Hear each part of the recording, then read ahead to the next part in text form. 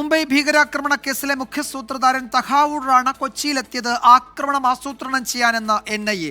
ഡൽഹിക്ക് പുറമെ മറ്റു നഗരങ്ങളിലും ആക്രമണത്തിന് റാണ പദ്ധതിയിട്ടെന്ന് NIAക്ക് വിവരം ലഭിച്ചു. 10 മണിക്കൂർ വരെയാണ് ദിവസവും ചോദ്യം ചെയ്യൽ.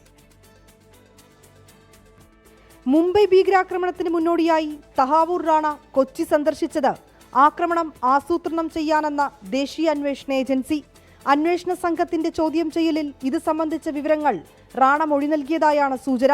ഡൽഹിക്ക് പുറമെ മറ്റു നഗരങ്ങളിലും തഹാവൂർ റാണ ആക്രമണത്തിന് ആസൂത്രണം ചെയ്തിരുന്നതായി അന്വേഷണ സംഘത്തിന് തെളിവുകൾ ലഭിച്ചു.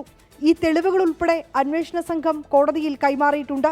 ഭീകരാക്രമണത്തിന് മുന്നോടിയായി തഹാവൂർ റാണ സന്ദർശിച്ച സ്ഥലങ്ങൾ, കൂടിക്കാഴ്ച നടത്തിയ വ്യക്തികൾ എന്നിവരുമായി ബന്ധപ്പെട്ട വിശദാംശങ്ങൾ അന്വേഷണ സംഘം തേടുന്നുണ്ട്. ഓരോ ദിവസവും 8 മുതൽ 10 മണിക്കൂർ വരെയാണ് തഹാവൂർ റാണയെ അന്വേഷണ സംഘം ചോദ്യം ചെയ്യുന്നത്.